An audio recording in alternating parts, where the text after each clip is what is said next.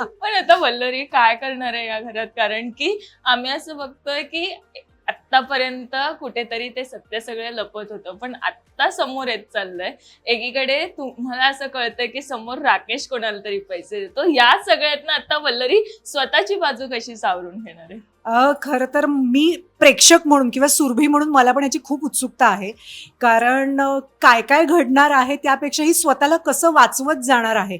कारण आता हळूहळू जेव्हा राकेशचं सत्य कदाचित बाहेर येईल त्याच्यानंतर हिला अजून भीती आहे की बापरे, माझं सत्य बाहेर आलं तर अख्खी फॅमिली माझ्या विरोधात जाणार आहे.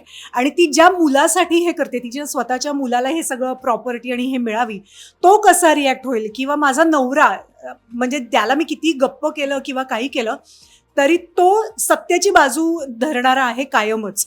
सो तो कसा त्याला रिॲक्ट होईल. आणि एकदा सत्य बाहेर आल्यानंतर आत्ता जी की मी वचावचा करतेय ते कदाचित करता येणार नाही, कारण माझी बाजू सत्याची नाही आहे हे सगळ्यांना कळणार आहे. पण हे कधी होणार आहे मला खरंच माहिती नाही आहे. पण जेव्हा केव्हा होईल तेव्हा सुरभी म्हणून मला प्रचंड मजा येणार आहे. कारण मला पर्सनली विलन चांगल्या गोष्टींवरती हावी होणारा आवडत नाही पर्सनली.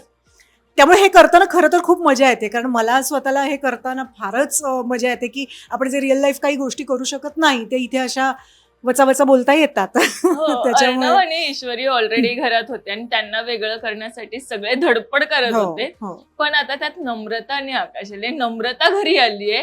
मला सासूकडनं ऐकायचंय की ती घरी आल्यावर आता घरात किती बदल झाले आणि तिलाही घराबाहेर काढण्याचा विचार केलाय. कदाचित तिला हाताशी धरून आधीचं मिशन कंप्लीट करायचा विचार असू शकतो. कदाचित ज्या पद्धतीचे आता सीन येत आहेत त्यानुसार असं वाटतंय की एक नवीन प्यादं मिळालंय वल्लरीला, जो की एपिसोडमध्ये पण आत्ता दिसेल ह्या येत्या काळात, की मी म्हणतेच आहे की मला एक नवीन प्यादं मिळालंय. सो आता त्यामुळे सून बिन घरात आली याचा आनंद अजिबातच नाही. माझं असं आलं की अरे बापरे, देसाईंच्या दोन्ही मुली आपल्या घरात कशाला आल्यात वगैरे, की त्या आमचा पैसाच बघून आल्यात वगैरे. बरं, खरं बघायला की तो हा पैसा आमचा नाहीच आहे. हे आईजीच्या जीवावर बाईजी त्यामुळे राजशिर्केंच्या संपत्तीवरती डोळा ठेवलाय खरं तर मी. आणि त्याच्यात कोणी वाटेकरी नकोय म्हणून सगळं हा खरं तर खटाटोप सुरू आहे. पण एक छान ॲडिशन झाली फॅमिलीमध्ये, जी आधीपासूनच शोमध्ये होती पण ती दुसऱ्या घरी होती, माहेरी होती. आता लग्न झालंय त्याच्यामुळे टिपिकल सासू सूनवाले थोडेसे अजून काही येतील. Coming soon. सगळ्यात सांगायचं वाटतं की आता ह्या जेव्हा आकाश नम्रताला घेऊन आला किंवा बाहेरून लग्न करून घेऊन आलं तेव्हा हिनी आकाशला मारलं की चुकीचं वागलीस. तिथे ही विलन नाहीये माझ्यासाठी, ही आई आहे. पण ती आई म्हणून आकाशचा विचार करते. पण ते ईश्वरीच्या अगेन्स्ट आहे का? नाही. ते अर्णवच्या अगेन्स्ट आहे का? नाही.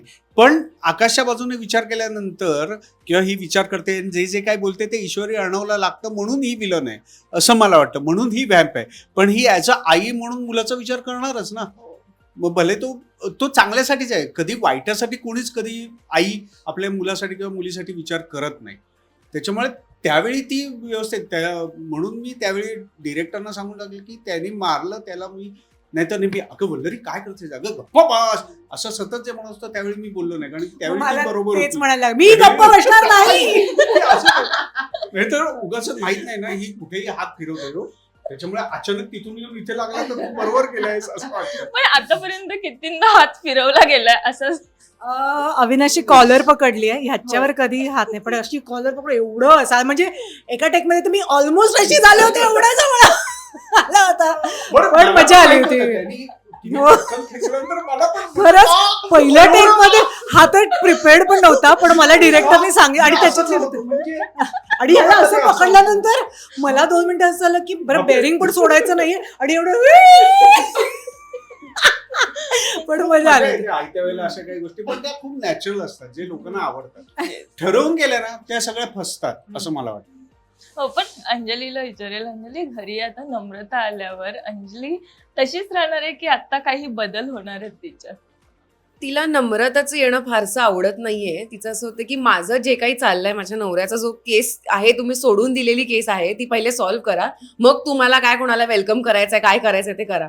त्यामुळे ती सध्या फक्त स्वतःच आणि स्वतःच्या कोर फॅमिलीचाच विचार करते. पण मला असं वाटतं की हे थोडं बदलेल चित्र हळूहळू.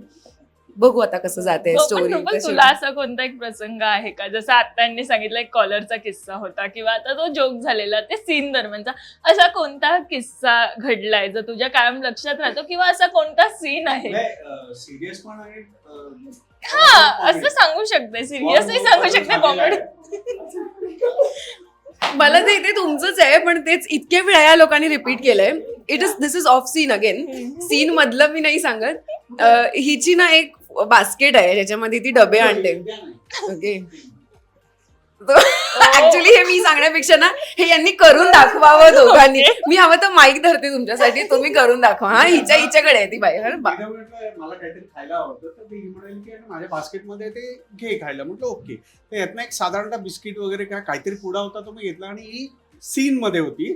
तर मी तिकडे गेलो आणि सांगायला की अरे तो मी डब्यातनं काहीतरी काढला आणि डबा ठेवलाय तुझ्या त्या गुलाबी बास्केटमध्ये मी डबा ठेवलाय. अगं ते मी खाल्लं आणि तुझ्या गुलाबी बास्केटमध्ये ठेवलंय. गुलाबी आहे ती, मग पिंक आहे. अच्छा, म्हणजे पिंक आहे, पिंक असं. अरे हो, ऍक्च्युली मी कुठल्या तरी वेगळ्याच थॉट मध्ये होते. मी खूप सिरियस काहीतरी डोक्यात चाललं होतं आणि माझं असलं माझी बास्केट गुलाबी कुठे आहे, मला रेड म्हणायचं होतं ऍक्च्युली. पण ते मी त्या विचाराच्या म्हटलं गुलाबी आहे आणि फुल ऍटिट्यूडने गुलाबी आहे, नाही मग पिंक आहे. बरं तिथे असेल पण तिच्याकडे बघतोय म्हणजे जे युवन मोपदर पण सगळ्यात याच्यात मजा काय आहे माहितीये की तिला तिचं रिअलाइज झालं दुसऱ्या सेकंद आणि ती पहिल्यांदा ती असली त्याच्यामुळे ते सॉरी आणि सॉरी ह्याची रिएक्शन हा पिंक आहे, पण गुलाबी म्हणजेच पिंक ना.